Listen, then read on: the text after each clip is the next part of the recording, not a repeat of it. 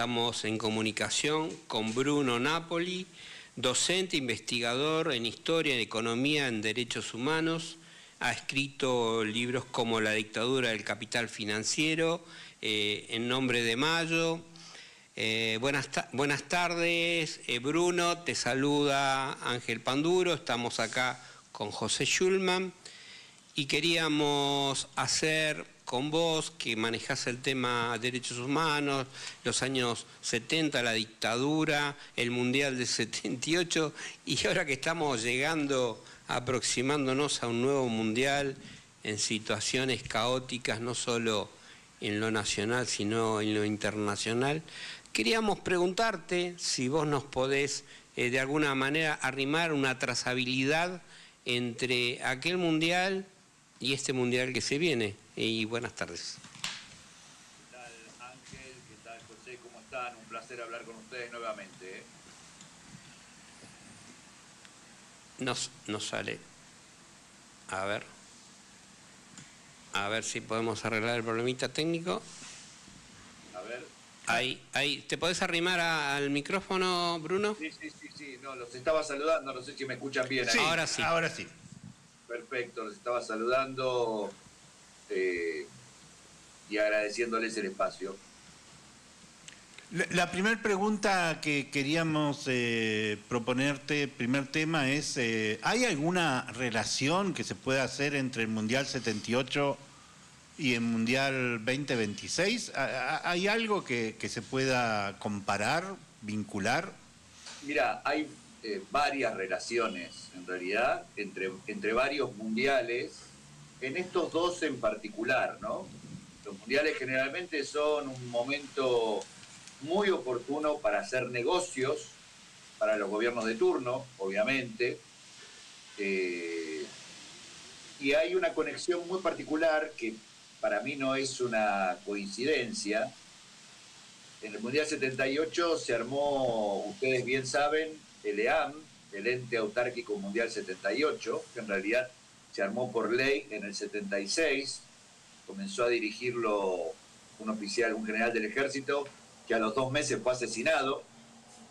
Se atribuyó ese asesinato a Montoneros. Montoneros lo negó, obviamente, e inmediatamente el EAM, el Ente Autárquico Mundial 78, encargado por ley de la dictadura de organizar el Mundial, es decir, la construcción de estadios, de centros de prensa, mejorar caminos, limpiar las ciudades de villas, a ver si nos entendemos. Sí.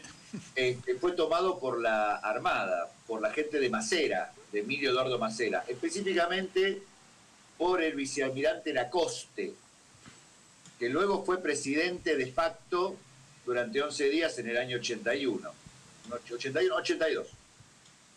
del 11 de diciembre al 22 de diciembre. Ese ente autárquico jamás rindió cuentas de lo que costó el Mundial. Se calcula que le costó a la Argentina en ese momento 521 millones de dólares.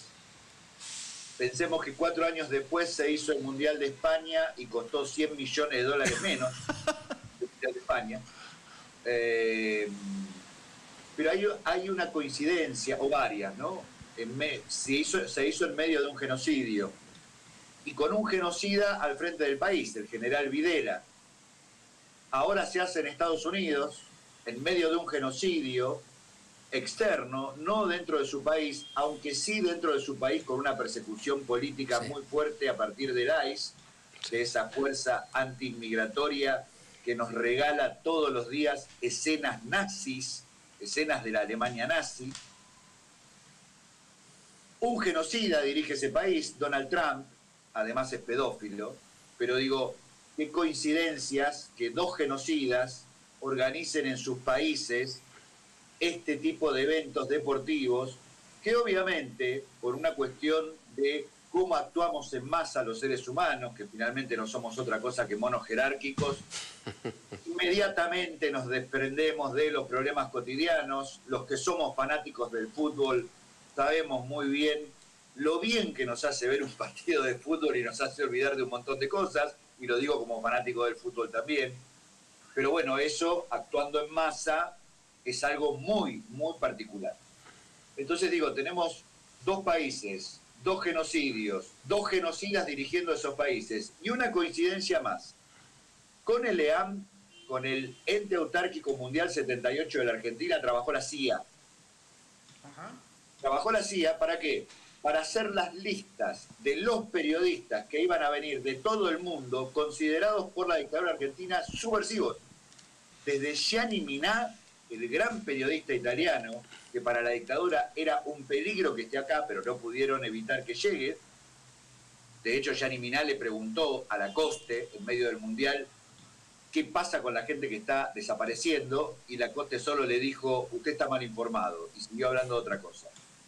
Y otros periodistas que se animaron también a preguntar, y que fueron los que hicieron conocer al mundo, a las madres de Plaza de Mayo, un mundo sin internet, un mundo sin celulares, sin WhatsApp. Bueno, ese control lo hizo inteligencia militar junto con la CIA, la Central de Inteligencia Americana. Y mirá qué interesante, porque ahora en Estados Unidos seguramente todos los organismos y burós federales de investigación deben estar haciendo lo mismo con los periodistas que van a llegar. ¿Cuáles son los peligrosos? ¿Cuáles van a preguntar por Palestina? ¿Cuáles van a preguntar por lo que está haciendo Israel con los gazatíes o con el Líbano? Seguramente van a restringir la entrada de algunos periodistas o van a tenerlos muy, muy vigilados, como hicieron con los periodistas en el Mundial 78. Fíjate qué interesante el nexo CIA, la CIA, entre los dos mundiales. Claro. Y haciendo negocios, ¿no? Porque ahora el fútbol no es el de hace 50 años. Es un negocio, pero que nosotros no imaginamos el dinero que genera. En ese momento, el EAM, el Ente Autárquico Mundial 78, trabajó con la CIA y con la FIFA para hacer todo esto que estoy contando, es decir, con la connivencia de la FIFA, gran organización que ha cometido delitos hasta cansarse. De hecho, tantos dirigentes de la FIFA detenidos en el FIFA Gate, del que se encargó el FBI. Cuando empezaron a pensar los norteamericanos en armar un mundial en su país, limpiaron a la FIFA de todos los que habían hecho negocios turbios. El FBI antes no se había ocupado, ni que apoyaron dictaduras, ni que hicieron listas de periodistas, nunca se habían ocupado. La limpiaron ahora a la FIFA, pero la FIFA sigue siendo una corporación mediática y de negocios que es impactante los niveles de dinero que mueve. Ahora, junto a jugadores. Por ejemplo, no es casual la reunión de Messi con Donald Trump, la cual yo realmente no critico, porque las opiniones políticas de Messi son las opiniones políticas de Messi. Ahora, bien, eso me demuestra una actitud de negocios y de connivencia con un genocida, esto está claro, le dio la mano a un genocida con sus manos manchadas de sangre, rechazó mostrar nuestra Copa Mundial en nuestra casa de gobierno, pero fue a la Casa Blanca a darle regalos a Donald Trump. Esa opinión política a mí no me interesa, no me interesa. Quiero ser claro en el análisis, porque también mi opinión no vale nada. Mi opinión, como decían los griegos, la opinión es el último escalón del pensamiento. Estamos solo analizando gestos políticos concretos que tienen una influencia muy grande. Messi, además de ser un gran jugador, es un gran empresario. Y cuando digo gran jugador, digo que es un jugador excepcional, es un marciano, no se puede creer las cosas que hace dentro del campo de juego, y disfruto mucho viéndolo jugar. Pero además es un gran empresario. Optó por Miami, el lugar de los gusanos, de los exiliados cubanos, optó por hacer negocios, lo cual está muy bien. Para un empresario. Al único político que sigue en las redes sociales es a Macri. Es al único que sigue, el único político. Bruno, me parece que podemos explorar profundizar en dos instancias, ¿no? ¿Cómo era el gran negocio del fútbol en 1978? Y después venimos al hoy, que es distinto. Pero me gustaría volver y tratar de reconstruir qué ¿qué le trajo al capitalismo argentino el Mundial 78? Había estadios, había autopistas. Yo había salido de la cárcel de Coronda y cuando nombraste lo de las villas, recuerdo que en Rosario, que hubo inversiones fabulosas, ¿no? La cancha de Central, transformaron el mercado que estaba en el centro de Rosario en el salón para periodistas, que después fue un centro cultural, pero además por la ruta que no me acuerdo si ya era autopista de Buenos Aires a Rosario, levantaron una pared gigantesca para tapar las villas de Tablada, que se llaman las villas del sur de Rosario. Pero me gustaría hacer, bueno, como vos tenés una mirada más abarcativa de lo económico en ese momento, ¿a qué apostaron los tipos, no, en ese momento? Bueno, ahí hay una cuestión, no quiero dejar de pasar un detalle que ya que lo mencionás. En el año 77, en diciembre del 77, el gobierno de la dictadura reflota una vieja ley de Onganía, que era el desalojo compulsivo de todas las villas de la capital federal. Tenía 10 años esa ley, era de 67.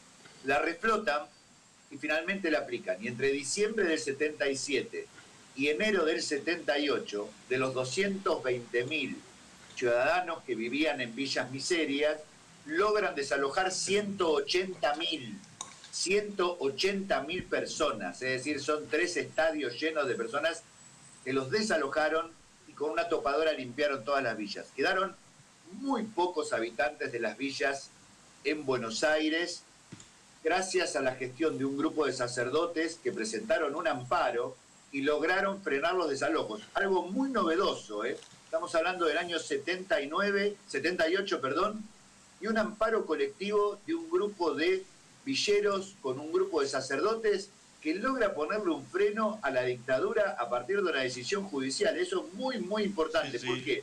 Porque eran un grupo de habitantes de las villas que se habían organizado en pequeñas cooperativas para construir sus viviendas en el lugar de residencia, para que no los desarraiguen. Esa decisión de la dictadura, además, una decisión económica, no es que solucionó el tema de los villeros, no es que los envió a complejos de viviendas, los expulsó directamente, los mandó a la provincia de Buenos Aires, lo cual crecieron las villas en la provincia de Buenos Aires, los mandó a las provincias del norte y después hizo una deportación masiva a Bolivia y Paraguay. Vean los diarios de la época, eran noticias. Hoy sale el último contingente de villeros paraguayos a Asunción. Bruno, etapa de diario. Te queríamos pedir, Bruno, si sos tan amable, tenemos que hacer un corte técnico acá en la radio y si nos esperás 2 minutos, continuamos con la nota, ¿te parece? ¿Cómo no? No hay problema, les espero. Vamos, gracias. Bruno, te quería hacer una consulta que estamos hablando del 78, estamos hablando del golpe de Estado, de las leyes que han de alguna manera regulado a partir de ahí, creo que hasta estos tiempos, y a mí me interesaría en lo personal, si vos nos podés hablar de la ley de entidades financieras, para aquellos que entienden y para los que no entendemos mucho de economía, si nos los podés bajar a lo más llano, como para que entendamos qué tiene que ver esa ley que sigue hoy día, que continúa regulando nuestra actividad y en qué nos afecta, en qué afecta al hombre de a pie, ¿no? Bueno, te escuchamos. No está saliendo. Aprobada por la dictadura a partir de la CAL. La CAL era el Consejo de Asesoramiento Legislativo, una institución que se formó cuando se cerró el Congreso. El Congreso se reemplazó por 9 militares, 3 de cada fuerza, Consejo de Asesoramiento Legislativo, que elaboraban los proyectos de ley a partir de hablar con los actores sociales del momento y se los elevaban al presidente de facto de turno para que con firma presidencial los transformara en decreto ley. La ley de entidades financieras fue discutida con todos los sectores bancarios de la Argentina, y cuando digo todos, es todos, la lista está, en la CAL, en los archivos de la CAL, en el Archivo General de la Nación. Ahí pueden ver la lista de todos los sectores de los bancos y sectores financieros que participaron en la discusión de la ley de entidades financieras. Todos. En esa ley, el espíritu de esa ley era concentrar el capital en muy pocas manos. Para que se entienda bien, se permitió que muchísimas agrupaciones, por ejemplo, casas de cambio, prestamistas, pequeños bancos, se juntaran hasta 30 o 40 organizaciones y formaran un solo banco. Es decir, achicar la cantidad de bancos que había en la Argentina para concentrar el capital en pocas manos. Lo lograron, efectivamente, con un artículo muy particular, el artículo 56. Pensemos que los bancos, a partir de esa ley y de la liberación de tasas, pudieron tomar depósitos de los ahorristas. Vos ibas a un banco, ponías tu plata y el banco te ofrecía una tasa superior a la del banco de enfrente. Y si tardabas 10 minutos, el banco de enfrente subía la tasa y te ofrecía más plata. Entonces vos te cruzabas al banco de enfrente a poner tu plata que sacabas de uno a otro, o incluso ellos mismos te prestaban plata y te decían, andá a la ventanilla al lado y ahora ponela en dólares, que te vamos a dar tanto de interés. Es decir, la especulación financiera y no productiva. Dinero prestado para generar más dinero y no dinero prestado, no crédito para la producción, la industria, el trabajo genuino. Eso, de hecho, pensá que la dictadura comienza con una pobreza del 4% y se va con una pobreza del 30%. Ahora bien, el artículo 50, uno podría decir, bueno, pero ¿cuál es el negocio de un banco de tomar tu plata y prestarte y ofrecerte intereses siderales? Bueno, porque el artículo 56 de dicha ley establecía que si el banco quebraba, el 100% de la garantía de todos esos depósitos, ¿quién lo pagaba? El Banco Central. Claro. Parece broma, pero lo decía textual el artículo. Y era tan oneroso para el Estado esa expansión financiera, es decir, tener que emitir un montón de plata para pagar un banco quebrado, que hasta el propio Martínez Dios estuvo en contra de ese artículo. Mirá lo que te digo. Hasta el propio Martínez Dios dice, esto me parece que es mucho, se nos va la mano. O sea, estamos robando, pero esto es demasiado.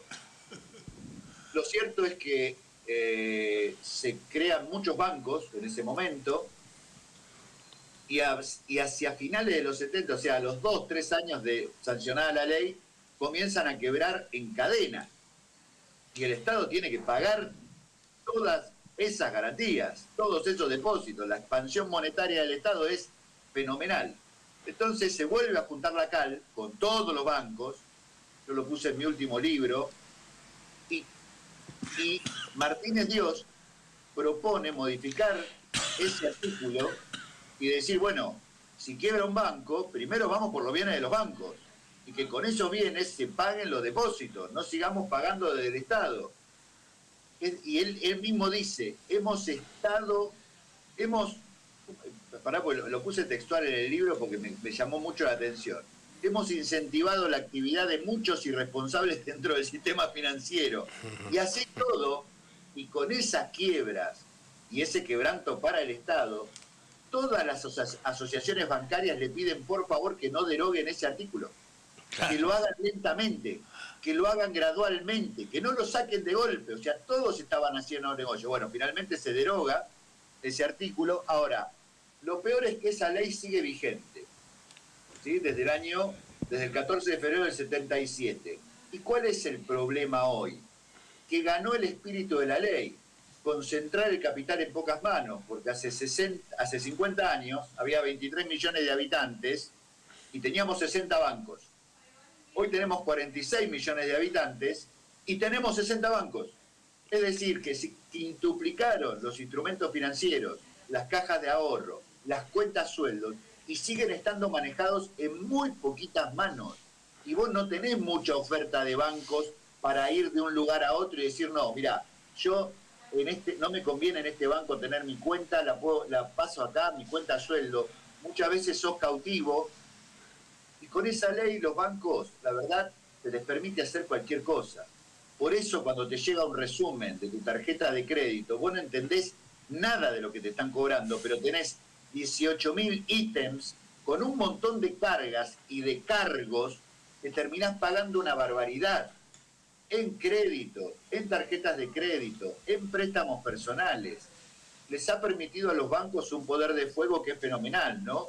Y que va de la mano de un país que no es industrial. Cuando un país se desindustrializa, pierde dólares. Y como pierde dólares, ¿a dónde recurre un Estado cuando pierde dólares? A los bancos. Entonces los bancos siguen haciendo grandes negocios, no solamente con nosotros, los ahorristas, a los que nos estafan con tasas siderales que nunca entendemos de dónde salen, sino que también siguen haciendo negocios, dándole deuda, prestándole al Estado y tomando papeles de deuda del Estado, que gracias a una ley de Cavallo la pueden vender. Porque antes, si yo era un banco y te prestaba a vos Estado, vos me dabas un papel y yo me lo tenía que guardar. Y eso pasaba a mis pasivos. Era un pasivo mío, no era un activo. Ahora, la ley de Cavallo del 92, la modificación de la ley de administración financiera, les permite a los bancos vender esa deuda. Entonces yo te presto a vos Estado, vos me das un papel y inmediatamente eso ya es un activo mío. Entonces yo se lo vendo a otro banco y ese banco se lo vende a otro. Y ese se lo vende a un grupo de inversores italianos o un grupo de inversores norteamericanos. Y de golpe te aparece un juicio por una deuda con un grupo de tipos que ni conoces en Estados Unidos haciéndote un juicio millonario por una deuda. Es impresionante el negocio. Hay una película que se llama La Lavandería que explica exactamente este proceso. De hecho, estamos ahora en un momento límite. Nunca antes hubo un nivel de morosidad en todos los tipos de crédito, de bancarios, billetera, etcétera. Y todo se va encaminando hacia una especie del estallido de una burbuja. ¿Cómo lo puede sortear el equipo Caputo y su respaldo Milei? Bueno, y sus 40 ladrones. Eso es un gran problema. Primero porque el nivel de morosidad ahora sí es único en la historia. Algunos hablaban de la época de Macri, pero en la época de Macri el nivel de morosidad no era tan alto porque todavía había un colchón de lo que había dejado el gobierno kirchnerista. Entonces el nivel de morosidad no era tan alto. Era de un 3, 4%, era 1 o 2 puntos más alto de la media que debería tener. Hoy está cerca del 10%. La cerrazón de los bancos, a los cuales yo con mi ingreso docente no califico ni para un préstamo ni para una tarjeta de crédito, hizo que estallaran las fintech, las financieras tecnológicas, Mercado Pago, Ualá, Cencosud, bla, bla, bla. Hay 300 fintech, modo, que son billeteras virtuales a las que sí calificás, porque no te piden nada, también te dan préstamos. Los préstamos son usurarios, pero usurarios. No hay ley que controle las fintech hoy, no hay ley que controle las billeteras electrónicas, que están cobrando una barbaridad, pero estamos hablando de intereses que no se imaginan los números. Y eso, te digo que además de no estar controladas, ha generado un nivel de morosidad en dos frentes. Por un lado, en los bancos tradicionales, que están regidos por la ley de entidades financieras, y del otro lado, en las fintech, que ni siquiera hay una ley que las regule, con lo cual pueden llegar a tomar alguna decisión que después nadie pueda sancionar, porque no hay ley que les prohíba hacer lo que están haciendo, no hay ley que los limite en el cobro de intereses. Lo que no pueden es capturarte el sueldo. Las fintech, por ejemplo, Mercado Pago, quería tener cuenta sueldo. Y los bancos hicieron tanta presión, claro, en eso no lo van a alargar. Porque un banco te da un préstamo y después te lo descuenta de tu sueldo. Las fintech, Mercado Pago, por ejemplo, te da un préstamo y no te lo puede descontar de tu sueldo. Tenés que ir pagándolo vos. Entonces ahora parece que los van a autorizar a descontarlo cuando hagas alguna compra. Mirá qué interesante, ¿no? No hay forma de solución posible a eso, No hay forma de solución posible a no ser que el Estado decida finalmente bajar las tasas de interés, lo cual es un problema para este gobierno, y hacer un salvataje a la familia. Pero la experiencia me dice que siempre el salvataje no es para los desahuciados, sino para el sistema financiero. Sí. Como la última gran crisis. Nos quedan pocos minutos, pero te quiero hacer una pregunta y creo que mucha gente que escucha el programa se va a sorprender. Entiendo que vos mantenés una cátedra universitaria dedicada a estudiar a Maradona. ¿Es cierto? Así es. Así es. Maradona, ¿por qué objeto de estudio? Porque es una personalidad. Maradona es un universo inabarcable, así lo defino yo. Es un universo inabarcable. Es algo que yo creo que Baruch Spinoza en el 1600, cuando escribió la frase "nadie sabe lo que puede un cuerpo", sin saberlo estaba pensando en Maradona. Porque realmente ese cuerpo es único. Ese cuerpo ha pasado por todo. De la villa a los palacios, del barro al oro, del maltrato, las drogas, la felicidad, la familia, la separación de la familia, sanciones que son únicas. El mejor jugador de la historia de todos los tiempos recibió tantas sanciones futbolísticas. Es más, 2 sanciones de 15 meses cada una. El mejor jugador de la historia, ya siendo Maradona, ya siendo campeón con el Napoli, siendo campeón del mundo, una persona requerida en todo el planeta, el más conocido, un cuerpo que aguantó todo eso y que además nunca se cansó de hablar y de hacer declaraciones políticas cuando las tenía que hacer, de participar de un montón de eventos solidarios. Cuando tenía prohibido jugar al fútbol, hizo un partido homenaje a Funes, que había muerto, para juntar plata para la familia, y cambió algunas reglas de juego, por ejemplo, que las saques laterales se hagan con el pie, para que no sea considerado un partido oficial y él poder jugar, y lo iba a jugar igual. Y eso arrastró a que un montón de jugadores, a los que se los prometió sancionarlos si jugaban ese partido, fueran a jugar con él. Claro. Esas cosas. Y yo no sé cómo hizo para recuperarse de tantas. Y además es el mito del héroe, ¿no? Es ese cuerpo que se lanza con todo hacia hacer las delicias de la hinchada, pero además hacer actos heroicos, y parece que muere y renace.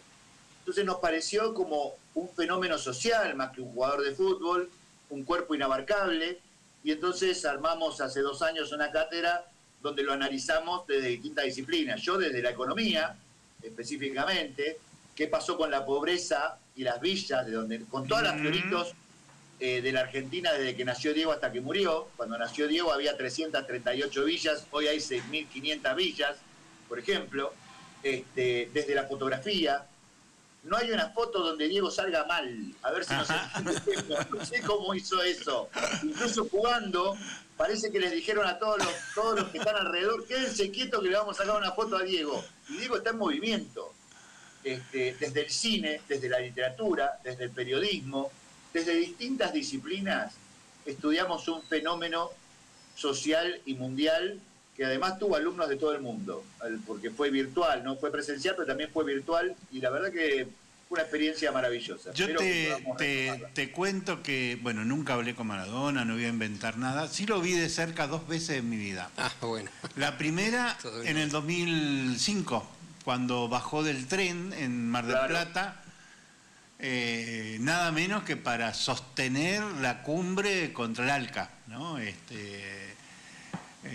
La segunda, ya muy cerca de su muerte, fue creo que la penúltima elección que ganó Maduro en Venezuela. Yo fui invitado por la Cancillería como vedor y en el mismo hotel estaba Maradona, pero bueno, había tanta gente tratando de pedirle una selfie que no me acerqué. Pero te quería preguntar sobre el compromiso político, ¿no? El Che Guevara tatuado en el hombro, su idolatría por Fidel, ¿no? Que lo consideraba un hijo y él un padre. Y creo que eso es lo que a mí me ha tocado escuchar, para mi sorpresa, gente de la derecha que odia a Maradona. Para mí era impensable que alguien lo odiara.